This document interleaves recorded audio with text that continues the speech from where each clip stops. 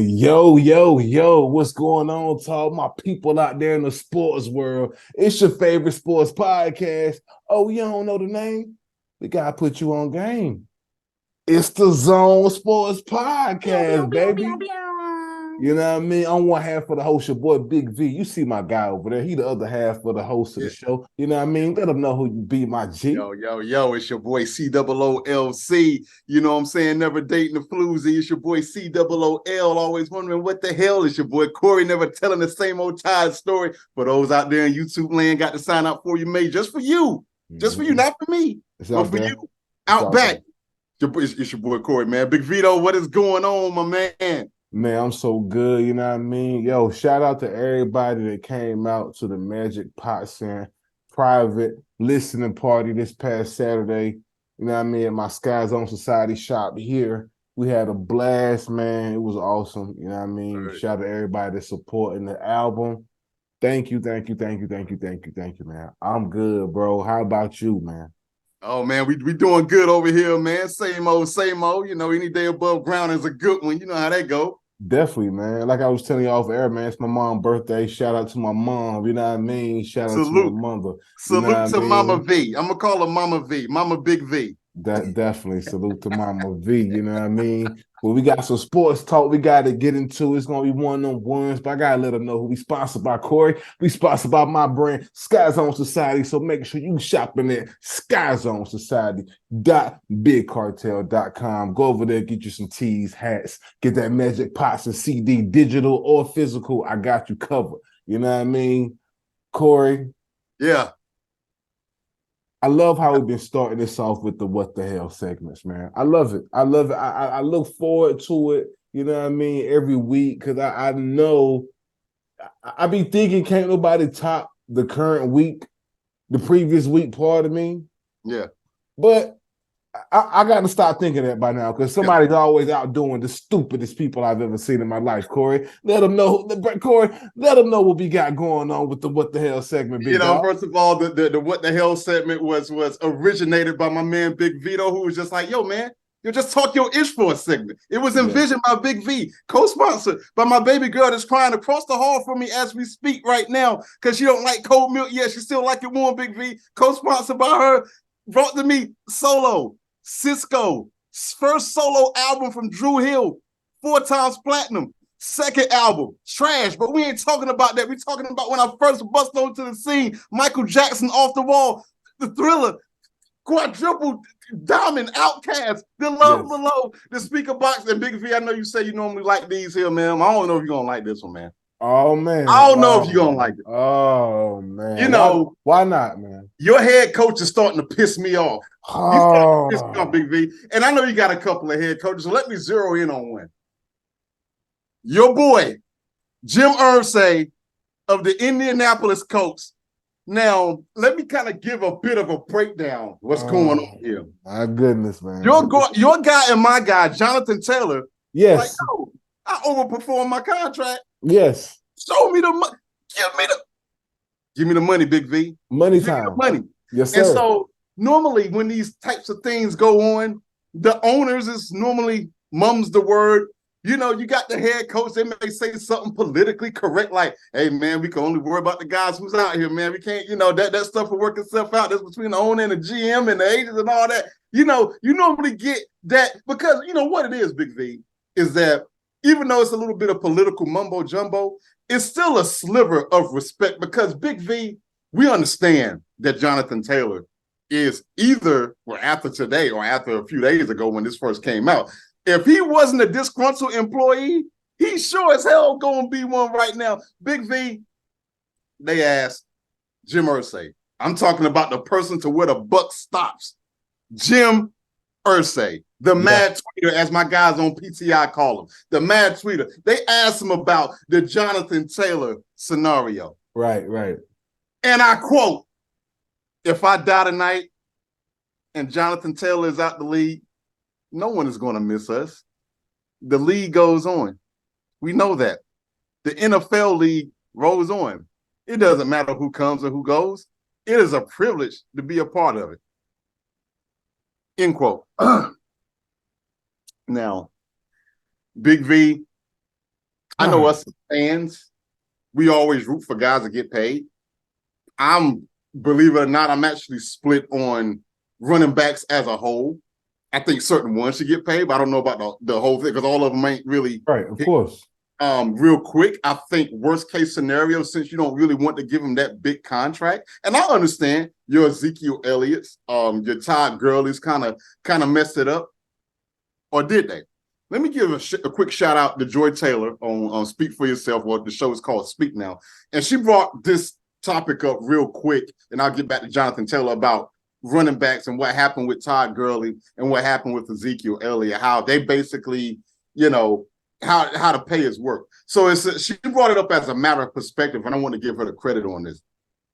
Everyone's looking at and I'm paraphrasing what she said. She said everyone is looking at what happened with Todd Gurley and Ezekiel Elliott as a bad thing. And she's like, no, you're pretty much paying them for them being underpaid on their rookie contract. I never looked at it that way. I'm like, wait a minute. You're coming back and you're paying them for basically almost a free labor that you got under their rookie contract. Dang, that's kind of a way of looking at it. Then it kind of got me started thinking.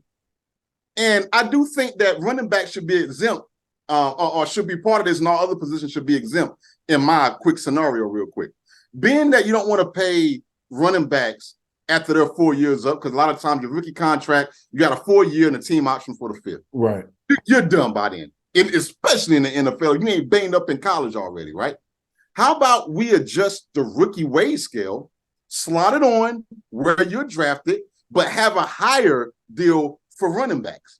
Now, let me go ahead and get back to your head coach, Jim Irsay. And more people was talking about this. Fox ESPN, it's all over the world. I take no credit for this. Right. Y'all just drafted a quarterback from Florida, Anthony Richardson. I'm going to take a wild guess and say he's not going to be making 20, 30, 40 million a year. I'm going to assume that, right? Y'all really don't have a top-notch wide receiver that is commanding 17, 18 million dollars a year. 20 million. You don't have that. I would venture to say that y'all don't have a pass rusher like a Nick Bosa or a Joey Bosa or Aaron Donald for the Rams that's probably commanding a good 2020. I'm going to assume this is your squad. You know better than I do. I'm gonna tell you who's eating up the contract. Who's eating it up? Andrew Luck. I'm glad you said that. You see, boy, I'm telling you, boy, peanut butter and jelly. Be right here because I'm going to get to that real quick. Thank you for bringing that up. So the point I'm making is that Big V, who the hell are you paying? Oh, it's the backup running back. Oh, wait a minute. Zach Moss. No, it ain't him because he just broke his arm this past Monday. Yeah, he did. Wait a minute. So it's not him, but yet Andrew Luck retires 3 games before the regular season is slated to start. 3. And I just knew without a shadow of a freaking doubt that y'all was going to make Andrew Luck give that money back. If I'm not mistaken, it was a good 16, 17, give or take a few. It doesn't matter. It was a lot. Long story short, Jim Irsay allowed Andrew Luck to keep his full salary for that year that he did not play because he's been such a great guy. But what the hell you think Jonathan Taylor is? I'm sorry. Jonathan Taylor, man, he came back. He came into this league off rip. If I'm not mistaken, he's from Wisconsin, if I'm not mistaken. Came in, wreck shop, crazy yardage, insane. Now, yeah, he got hurt last year.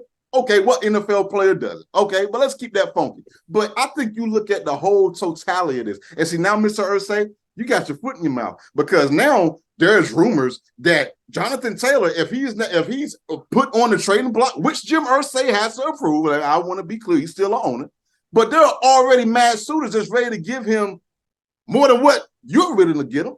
Now, let me get this also straight. Anthony Richardson, he's a mobile quarterback. I haven't seen him play in the NFL. How long is that going to stay? I don't know. I know that the Colts don't have the best O-line in the world, so he's either going to be pulling a daggone 2.0 from my man Justin Fields, who's running from his life on every daggone Sunday with the Chicago Bears. I don't know. Maybe the O-line did get better. I didn't keep up with y'all draft. I don't know. Maybe it is. So let me get this straight.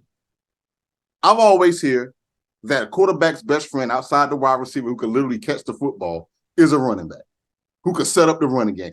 Jonathan Taylor is a killer threat. And I get it. You got people that block. I get it. It's not monolithic. Don't know one person do nothing in football. I understand all that. No, but he can catch it out the backfield as well. He can catch out the backfield, and he does pass blocking as well. Jim Irsay.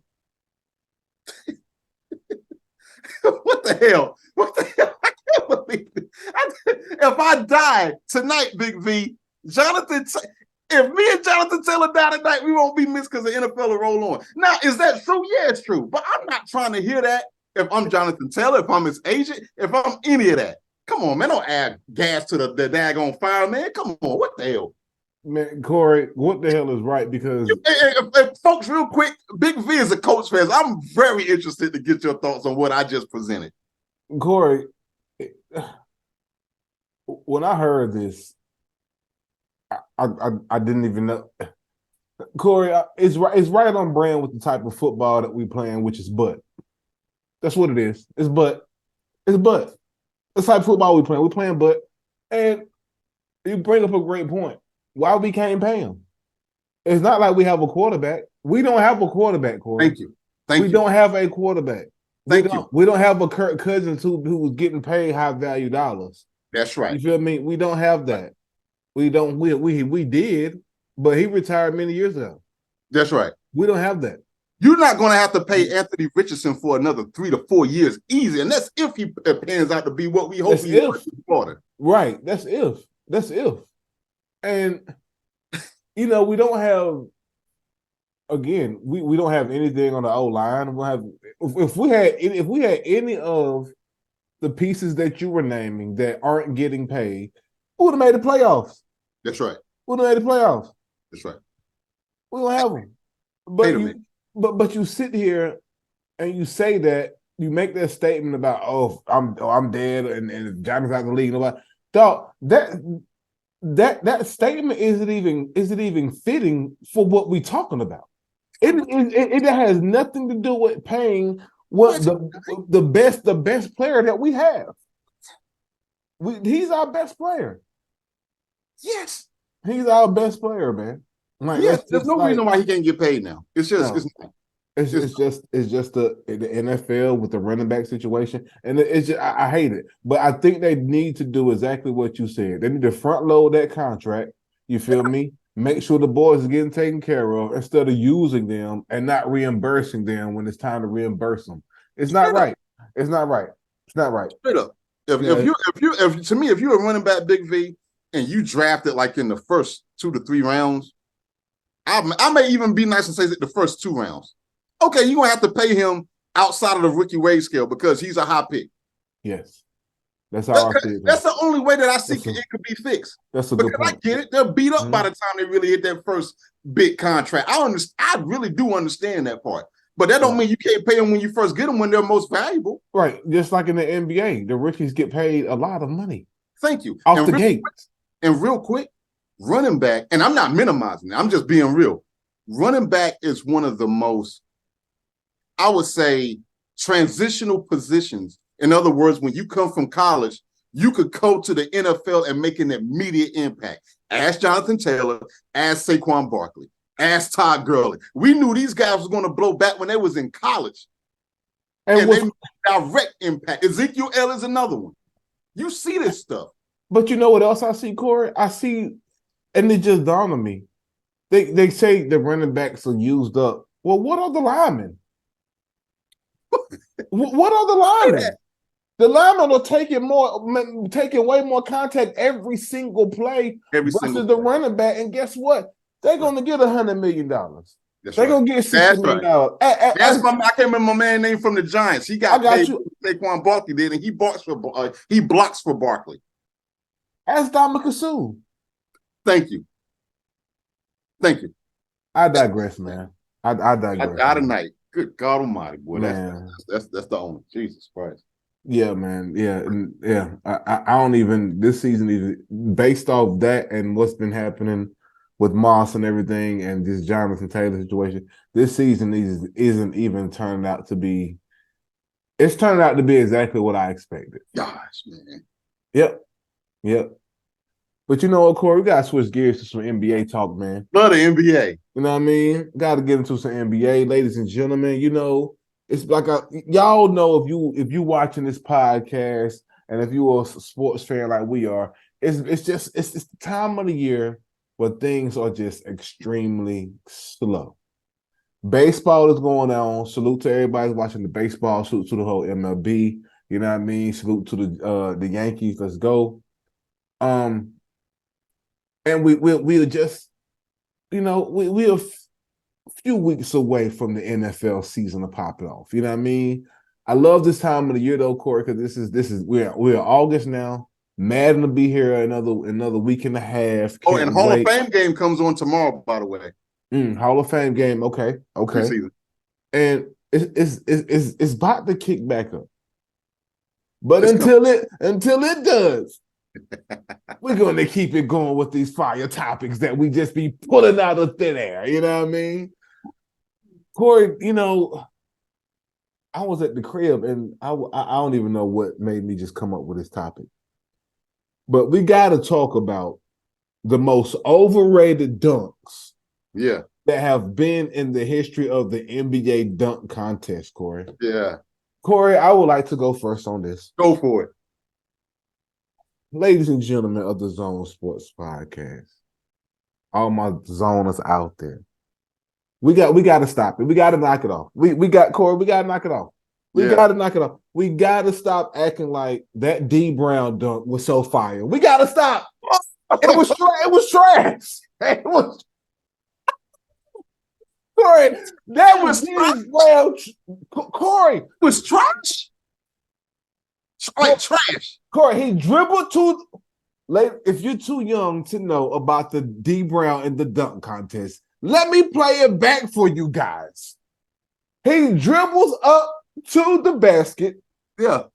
Puts his elbow up like this, which is supposed to be covering his eyes, right? And he jumps and leans in for the dunk. Yeah. Corey. You don't like that. You're right. You don't like it or you think it's just overrated? Corey, you know what? You're right. It wasn't trash. You're right. Pardon me. You're right. I digress. It was Bud. Corey, that is oh my God. Corey, that dunk has to be the most overrated dunk next to Cedric Ceballos in that stupid blindfold. Corey, that Cedric Ceballos dunk was terrible too. But number one on the list for me has to be Corey. If you go back and look at the footage, he could see. He was like this peeking a little bit. Go back and look at it. Oh my God. Corey, he got a shoe I think he might have got a Reebok shoe contract off there. I ain't even sure. But regardless, Corey, it was all over it was you couldn't escape it. Yeah. You had your homeboy in the backyard. He was practicing the D Brown. It was, oh my God. It was not a time to be alive, Corey. It was you're telling me that I should not like it.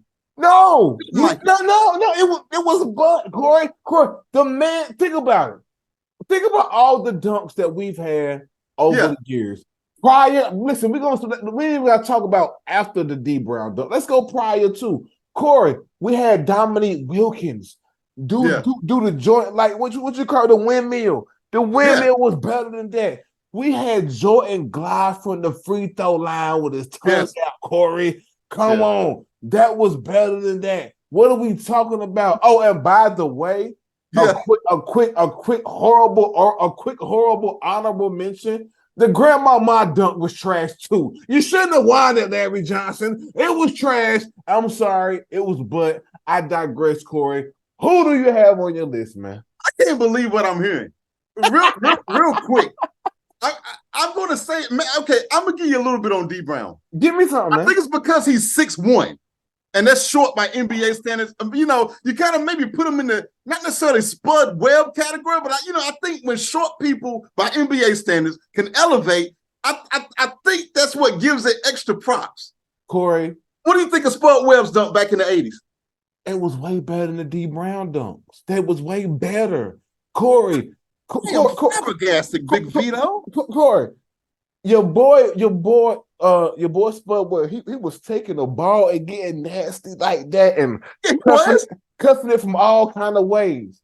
Okay. Your boy D Brown dribbled up to the. I don't know if he can see, Big V. Only that man knows it. I'm keeping my hopes alive that he truly didn't see and I didn't get duped. Because now I got to go back after we get off this call, okay, and go back and look. Big V, you asked me a question, I'm going to answer.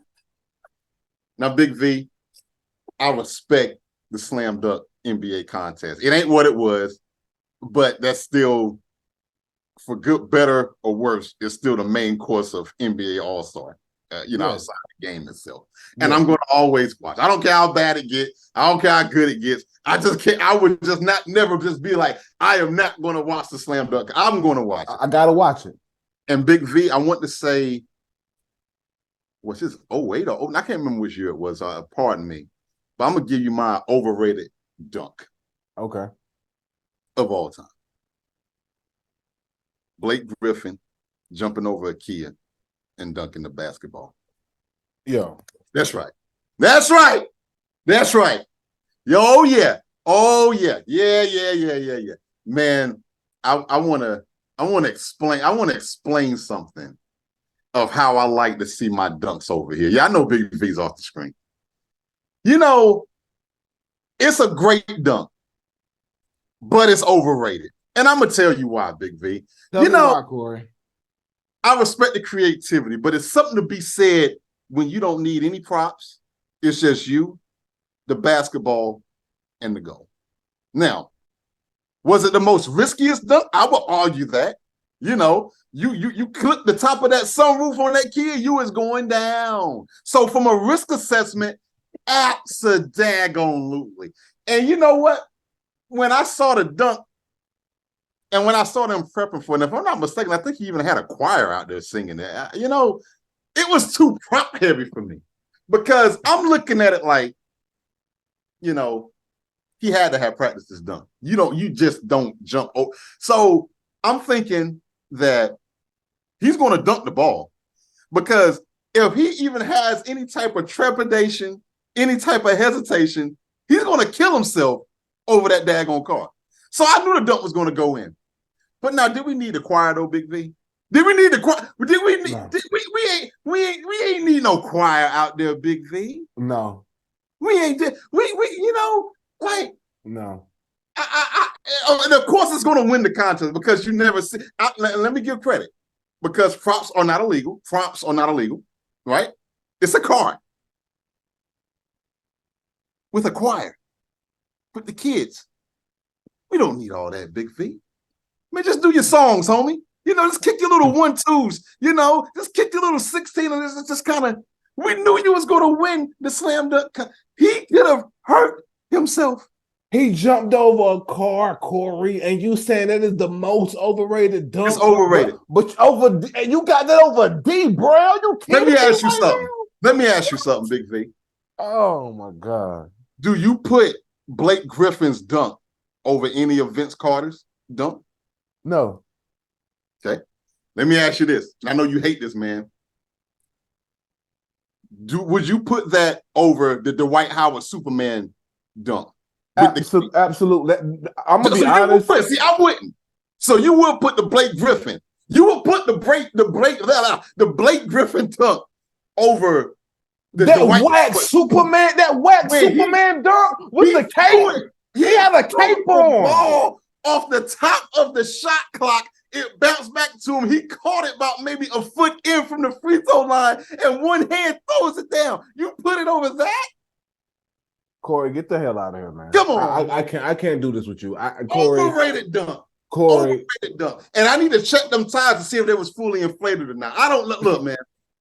We don't need extra props. We don't need that. Man, just do your little dribble and let's get busy. Let's man. Yeah, let's take the cape off. You know what I mean? On some fake Superman, and that's what made it even more trash because was the dunk even fire? No, you threw it off the top of the shot clock, It came down and you called it and dunked it one-handed. But let me ask you this, Big V, because it's something you bring that up. How many attempts did Dwight Howard have to do that Superman dunk? I don't know. How many times did Blake jump over the kid? No, zero. Zero. And you know what, Big V? Had this man not had a choir out there, you know, just dribble and shoot, homie. We don't need no cards. He could have killed himself, Big V. He could have. Risk assessment, that is the most riskiest dunk I've ever seen in my life. But to sit here and act like that is the dunk of all dunks over Jordan from the free throw line, over Dominique Wilkins, over Spud Webb, over Vince Carter. If you want to put it in your top 10, it's impressive. Yes, it's definitely impressive. I'm cool with that. Yes. Yeah. But yeah. Ats was acting like Jesus had the second coming from the depths of heaven. I'm like, whoa. Nah, I ain't gonna say all that. Come on. Nah. Overrated. Overrated. But I did stand up out of my seat when I see it. I ain't gonna hold you. Yeah. But guess what? I didn't when D Brown dunked. I didn't. I did. Go ahead. Yo, D Brown, I got your back. I'm going to take what you say and your elbow at face value and assume you did not see what was going on in front of you. Okay? He was flying in the air and he couldn't see. You know what I'm saying? And he knocked it out. I got you, D. I got your back, D Brown. Hey, man. Hey, have it, bro. Have it. Pause. Have it. You know what I mean? Let's keep it NBA though. You know what I mean? Let's do it. Let's get into some sneaker talk. You know what I mean? The people loving how we get into this sneaker talk. And trust me, I got the clip loaded. We can keep this going. Because I'm a sneakerhead and we can do this all day, every day. Yeah.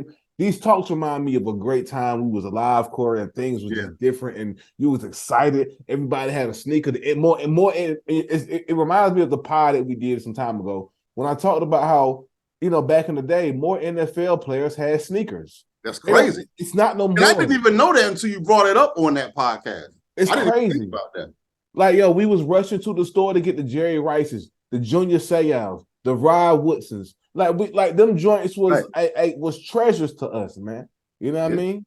So we gotta talk about some more treasures, man. And I gotta tell you, this one ain't an easy one. None of them have been easy, and I'm do that on purpose. You know what I mean? Because that's what make these talks great, Corey. Yeah, Corey, we gotta get into it, man. We gotta get into it. Today it is Reebok versus Reebok, Corey.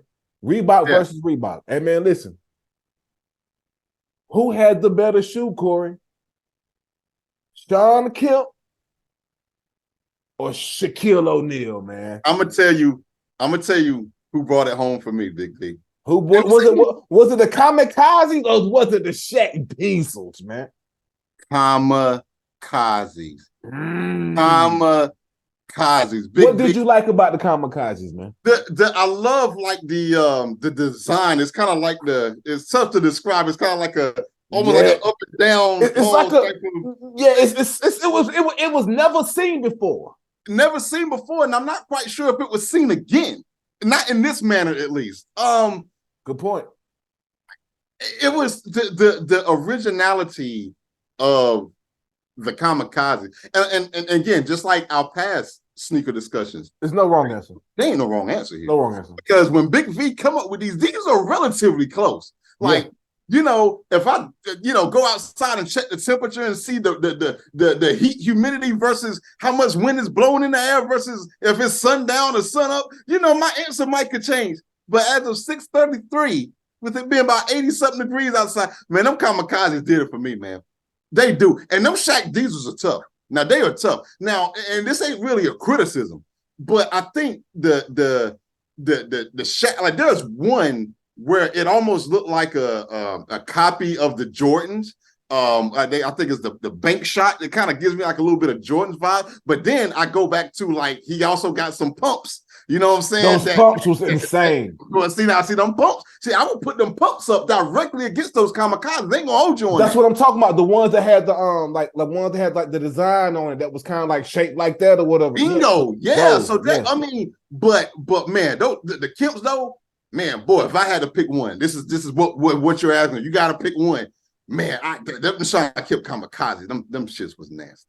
They were, bro. Nasty. But it's close, man. It's close. But it's, I promise you, and the fact that both of them, again, everybody that we talk about have multiple pairs of sneakers. You know what I mean? They have multiple flavors, multiple pairs. And again, this is all relative. For me, I definitely got to go with the kamikazes, Corey. Those kamikazes were insane, Corey. I can't lie. Like I gotta echo what you said. The design on those things, we had never in the 90s. Man, Again, I always bring it back to that time where you would turn on the TV and watch basketball and look at the sneakers that they had on. And when you would see Kemp, he had on the kamikazes, whether it be the black ones, the green and yellow ones, they was all insane. And this is when for you people that don't know, this is when the Seattle Supersonics were around. You know what I mean? Sir. Which are now the Oklahoma City Thunder. Yeah. Yeah, man, I gotta go with the Shawn Kemps, man. They it's almost like what you were saying about the Rodmans. Yeah. You kind of like, if you had a kamikazes, man, you would probably plan your wardrobe around those. Playing around the shoe. Playing around the shoe, man. And the like, again, that design, and when you saw somebody with them, it was eye-catching. Very eye-catching, man. That's right. Very eye-catching. I never had a pair. I may have to look into me getting a pair now because those things were insane. Man. I never had a pair of the Shaqs either. Always wanted some. The Shaqs were great too. No knock on the Shaq. The Shaqs this is by far no knock. No way. The Shaqs were fire. You know what I mean? Multiple flavors of the Shaqs. You know what I mean? Reebok was in a zone during that time. Man, they were in a zone during that time. And I know some of our younger listeners, they probably can't believe this, especially like if you was born in the 2000s or something like that. You may not know, or even the late 90s, but man, and I get it now, like Nike kind of reigns supreme. You see everybody with Nikes, a team deal with Nike, jerseys with Nike and stuff like that. Right. But let me tell you something, man. During them daggone 90s now, Reebok, now they gave, now Nike always held their own. They always have, they always will. Yeah. Reebok, man, I'm telling you, Reebok held their own in everything from the Reebok Classics to the athletic shooter part. Like, I mean, Dominique Wilkins had some joints, all that. Yeah, yes, yes. Reebok did their thing, bro, and still is. No knock on no. They are, Reebok. But I think during the 90s, though, boy, I tell you, I don't know what they was doing in the 90s. They need to run that back because Reebok is a good shoe brand. They really are. Absolutely. So, hey, shout out to AI. You know what I mean? The only AI when we talk AI, it's not artificial intelligence. You got that right. Hey, we need to get a T-shirt made say the only AI I respect is Allen Iverson. That's it. You know what I mean? So when you speak AI amongst us, it's only one AI. It's only one AI. Only one AI, man. You know what I mean? And man, all those sneakers he ever dropped, the million pairs that he had, were all fire. Yes, fire. Sir. All fire. But in terms of the Kemps versus the Shaqs, I got to go with the Shawn Kemps, man. They were a little bit more fashionable to me. Shaqs today, they can be fashion worthy, you know what I mean? But then I think that back then it was just that fucking design, man. Like, if I had to describe it, the Shawn Kemps, they're like traffic stoppers. Yes. You know what I'm saying? Like you like you said, you like anybody who went to Kinston High know that, like, you know, we got most of our classes, they're like on the edge, and like you got, I guess for lack of better words, the courtyard, which is wide open. And you can spot what somebody's wearing almost a mile away. And the Shaqs would probably be cool, but the Shawn Kemps would be like, yo, man, what they do? You walk all the way over here to see what? Yo, and I'm telling you, these Shawn Kemps, man, they made me wish that I had a job in the 90s because I could actually afford these things. My parents won't go and drop all this stuff. Like but I'm telling you, them Kemps though, they was traffic stoppers, right? I would categorize them as traffic stoppers, man. Like, I agree. Wow. I agree, man. What a time to be alive, man. Yes, sir. You know what I mean? Shout out to everybody that be tuning in each and every week when we do this thing. You know what I mean? Keep running up the tab on the shorts on YouTube, the Instagram clips. However you watching this, watching the full video to the end, we'll appreciate each and every one of y'all, no matter how big or small it is. Pause. You know what I mean? Thank y'all for real, man. You know what I mean? We're doing this every week. You know what I mean? Episode 81, the books. You know what I'm saying? Corey, yeah, man. Yeah, man. We almost at that 100 mark, you know what I mean? But we ain't gonna, we ain't gonna we ain't gonna put the cart before the horse, you know what I mean? We're gonna just keep working this thing how we be doing it, man. You know what Yeah. I mean? Corey, I appreciate you, man. You know what I mean? Y'all know how, Likewise, my G. of course, man. But y'all know how we end this thing each and every week, right? Hey.